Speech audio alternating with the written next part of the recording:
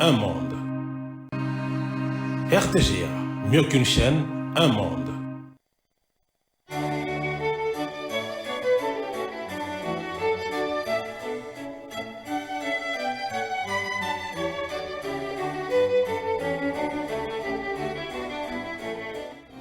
Ce journal vous est offert par Tango Protection.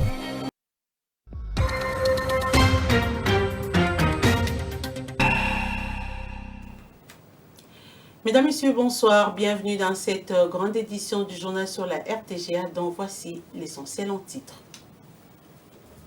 Procès Constant Moutamba, quelques témoins cités par la défense ont été auditionnés à l'audience de ce mercredi devant la Cour de cassation.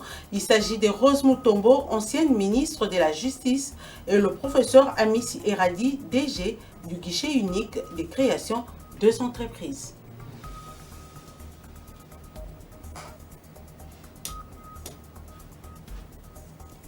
Trois morts, bilan officiel de l'éboulement d'une mine de diamants à Chikapa dans la province du Kasaï. L'incident est survenu la nuit de mardi dernier. L'information a été confirmée par les chefs des divisions des mines de cette province.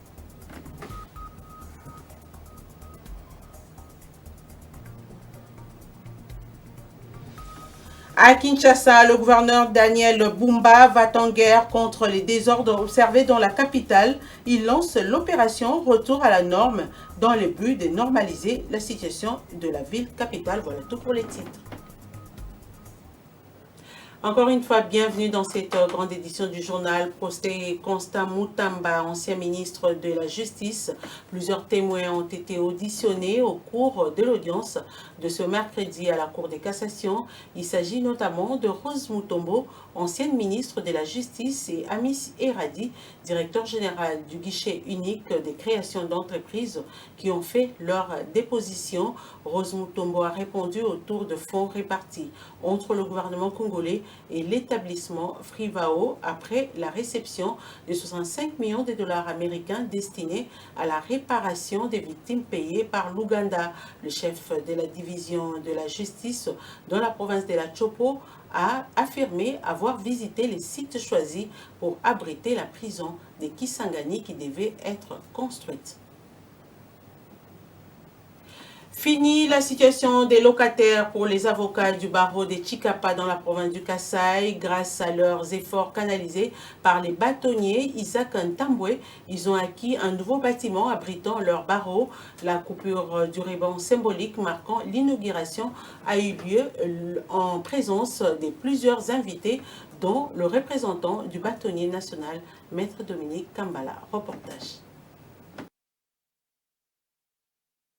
Ils sont restés locataires pendant longtemps, les avocats du barreau de la ville de Chikapa dans la province du Kasaï. C'est grâce au bâtonnier Isaac Ntambwe qu'ils ont un nouveau souffle leur permettant de changer de statut et devenir des propriétaires, cela à travers l'acquisition d'un bâtiment du barreau. Ce joyau, la grande maison des avocats, a pris le jour en présence de plusieurs délégations venues de Kinshasa et de Kananga. Au cours de cette célébration inaugurale, le bâtonnier Isaac Ntambwe, qui a remercié les efforts des avocats, a souligné l'importance de cet ouvrage. Ce bâtiment n'est pas tombé du ciel. Non, il n'est pas sorti non plus d'un jugement rendu par défaut, ni d'un financement tombé de quelque part. Il est l'émanation de la sueur des membres de sa corporation. Je voulais dire qu'il est l'œuvre des cotisations des avocats du barreau du Kasaï, qui se compte aujourd'hui à 119 avocats lors du dernier recrutement.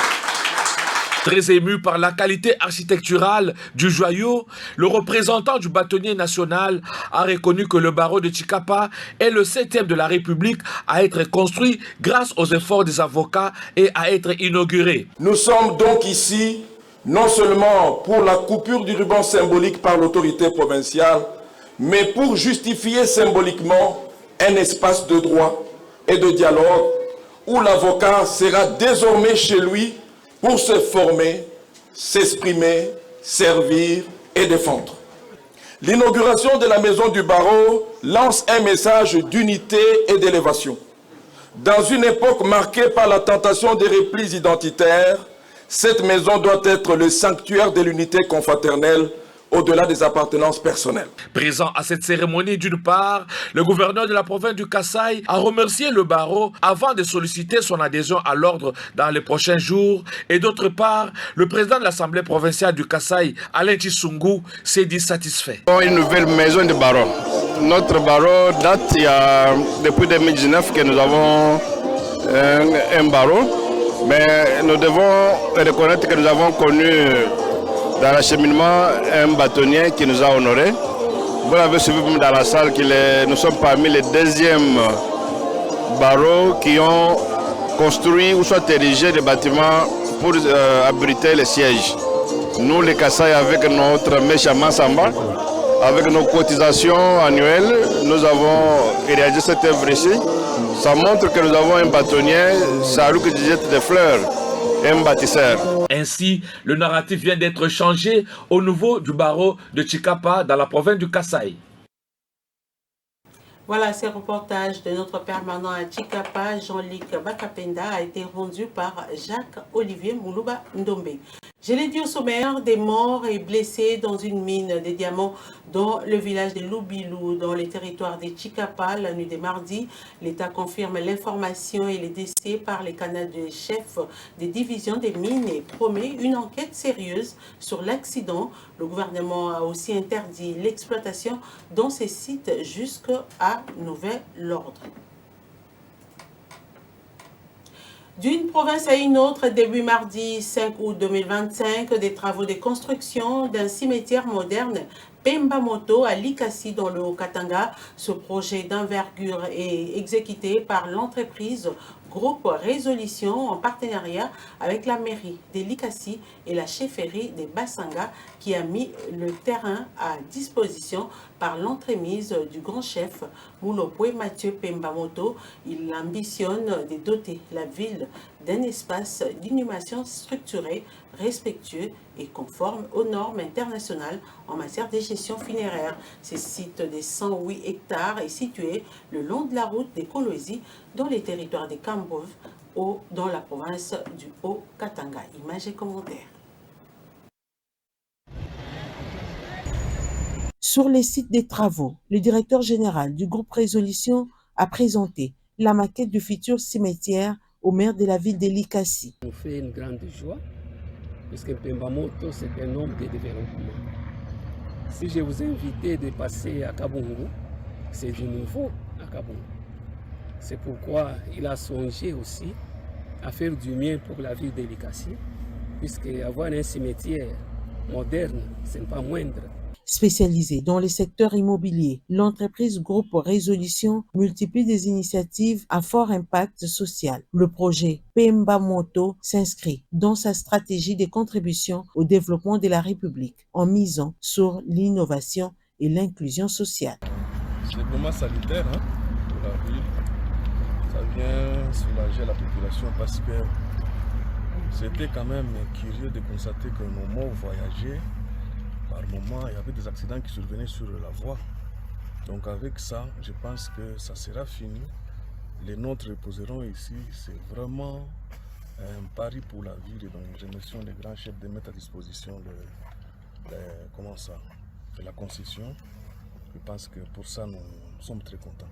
Le site du futur cimetière a été conçu pour pallier la saturation des anciens lieux d'inhumation et améliorer les conditions d'hygiène publique dans une démarche axée sur la durabilité et le respect des pratiques culturelles. Il est de notre responsabilité de participer dans le développement, pas seulement résidentiel ou encore d'affaires, mais aussi dans un développement dans le sens que nous devons respecter les morts.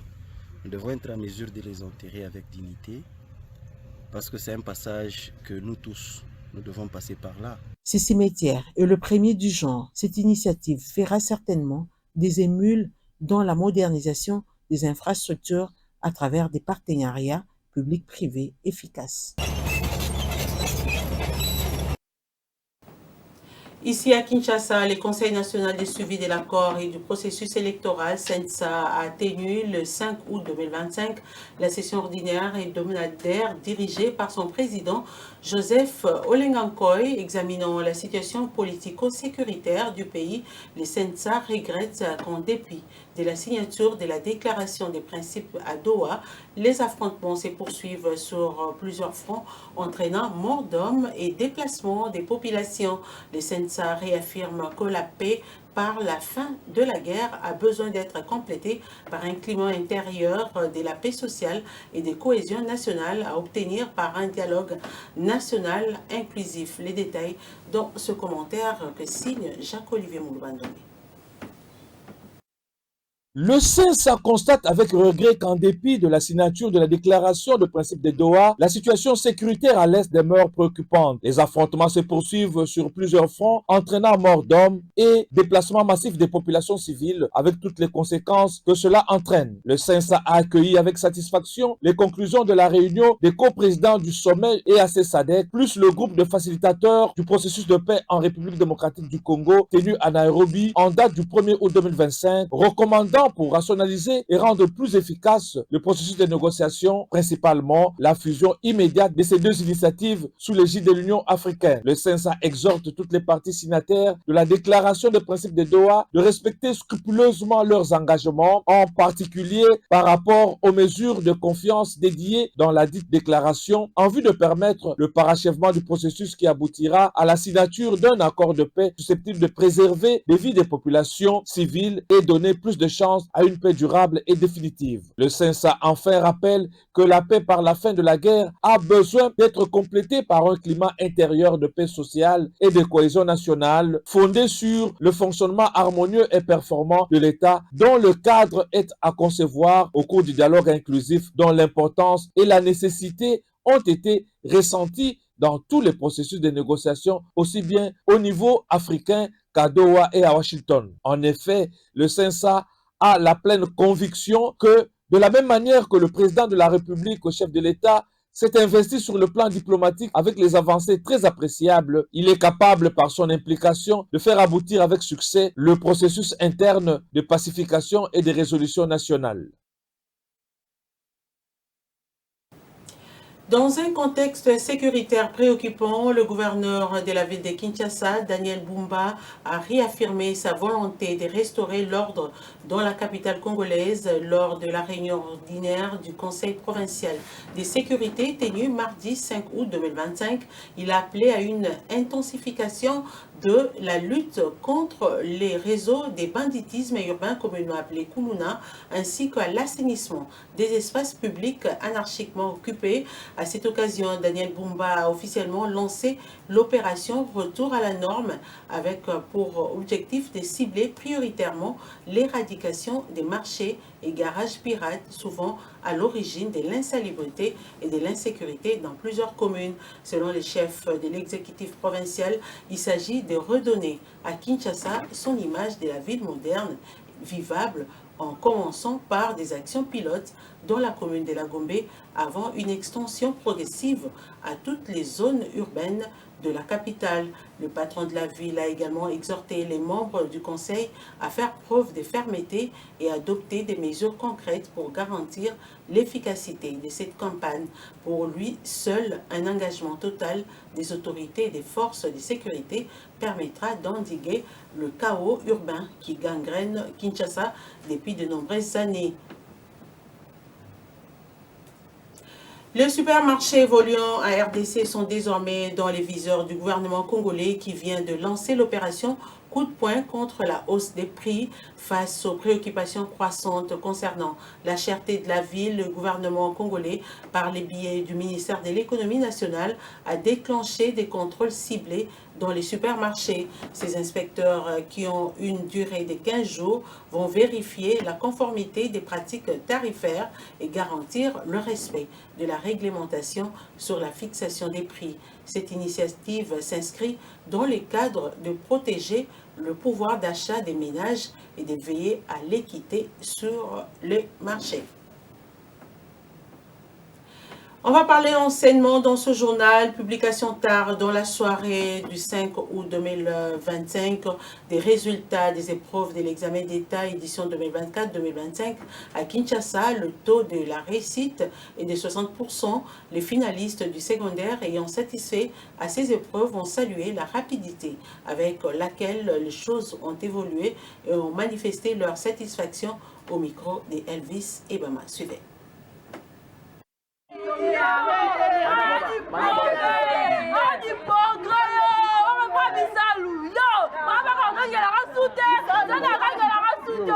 Je m'appelle Enoch Olfou Mounatan. Et ce que j'ai ressenti, que j'ai compris que j'avance à un niveau de départ, ce que je peux dire. Donc des bonnes choses va bientôt commencer. Et j'ai vécu des moments vraiment très sombres dans ma vie. Donc, il n'y a pas vraiment beaucoup de choses que je peux dire parce que je ne sais pas comment je peux exprimer ça devant la presse, donc je ne sais pas. J'ai reçu 50%. En fait, c'est vraiment une chose pour moi et pour ma famille aussi, malgré que c'était vraiment difficile, mais Dieu a essayé de me rapporter même sur 50%. Je vais continuer avec le médecin. Ce que je dirais est que je les remercie seulement. Parce qu'avec leur soutien, je me tiens diplômé. Conseil, ça sera seulement que là où c'était difficile pour moi, et que Dieu soit avec eux, et que leur continuité soit également avec moi. Et je les souhaite de bons résultats, plus que moi aussi. Et le 8 septembre prochain, l'univers va célébrer la journée internationale de l'alphabétisation. Pour la réussite de cette journée, la ministre des Affaires sociales, Action humanitaire et solidarité nationale, Aziza Mounana, a lancé le mardi 5 août les travaux préparatoires pour l'organisation de cette journée en République démocratique du Congo. Thème choisi pour l'année 2025 et promouvoir l'alphabétisation à l'heure du numérique. Reportage David Fidel Luzolo-Kubata.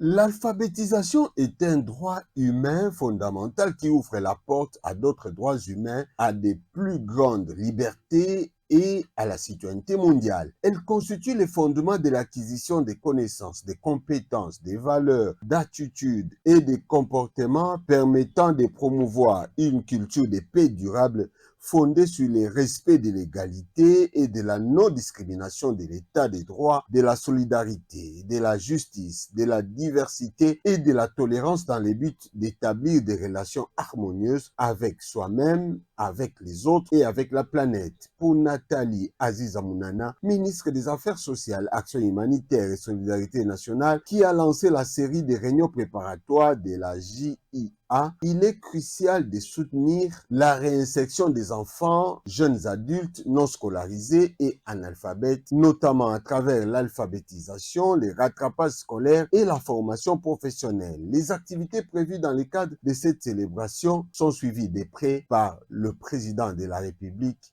Dixit, Madame Nathalie Aziza Mounana. La tenue de cette première réunion préparatoire est essentielle pour la réussite de l'événement et pour toutes les activités prévues pour le 8 septembre 2025, Journée internationale d'alphabétisation. Cette année, la JIA sera célébrée sous le thème « Promouvoir l'alphabétisation à l'ère du numérique ». L'objectif général est de sensibiliser, motiver et mobiliser la population congolaise ainsi que les acteurs clés du sous-secteur de l'alphabétisation et de l'éducation non formelle à réfléchir sur le rôle de l'alphabétisation numérique dans le développement de la pensée critique. Organiser des rencontres avec les parties prenantes pour évaluer les activités réalisées durant l'année en matière de lutte contre l'alphabétisme et pour favoriser les espaces d'apprentissage et d'alphabétisation constitue l'un des objectifs spécifiques de la JIA 2025.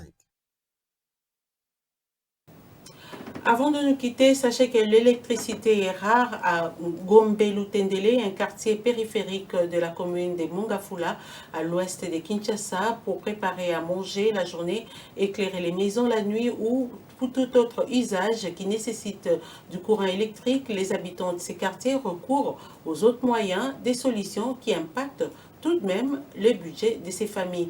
Ils ont lancé un appel aux autorités pour remédier à cette situation. Regardez.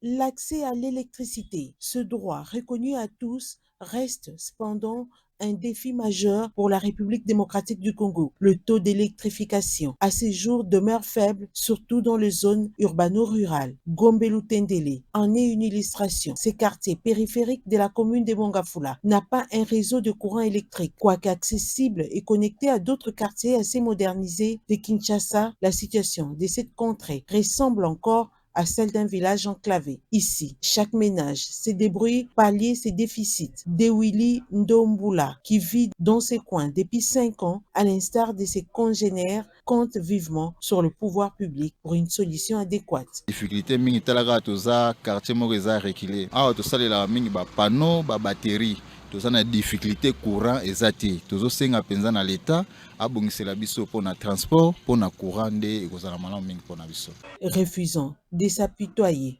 sur leur sort, certains habitants ont su trouver des solutions pour se tirer d'affaire et aider tant soit peu la population. Ngalwa na tekaka crédit na part na ngape na sungaka population msa koto yo pona za na ba panneau na ngaba batterie nde batu bayaka à charger moi téléphone, à charger moi radio dans ton vivara ndengwana.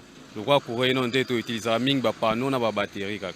Pour les ménagères, le manque d'électricité est un autre problème qui rend la vie difficile. Dans ces quartiers reculés, seul le bois du chauffage fait l'affaire pour la cuisson. La braise est un luxe et la plupart des ménages ne peuvent pas souffrir de ces luxes.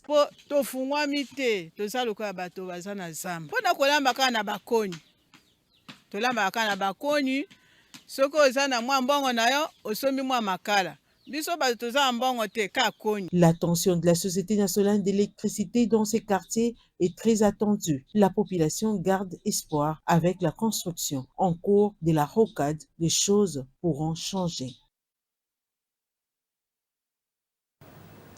Voici à présent les rappels des titres de ce journal. Procès Constant Moutamba. Quelques témoins cités par la défense ont été auditionnés à l'audience de ce mercredi devant la Cour de cassation. Il s'agit de Rose Mutombo, ancienne ministre de la Justice, et le professeur Amissi Eradi, DG du guichet unique de création d'entreprises.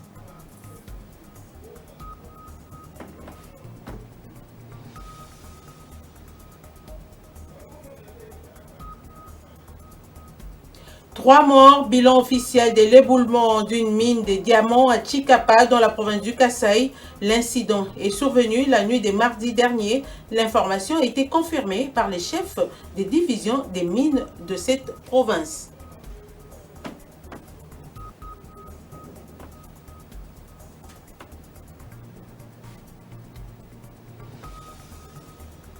À Kinshasa, le gouverneur Daniel Bumba va en guerre contre les désordres observés dans la capitale. Il lance l'opération Retour à la norme dans le but de normaliser la situation de la ville capitale.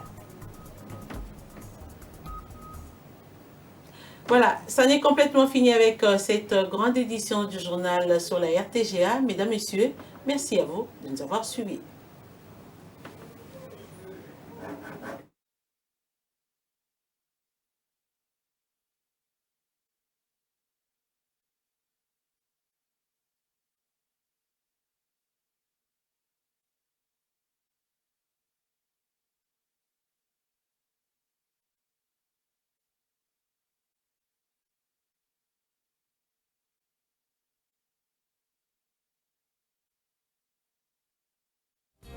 Ce journal vous a été offert par Tango Protection.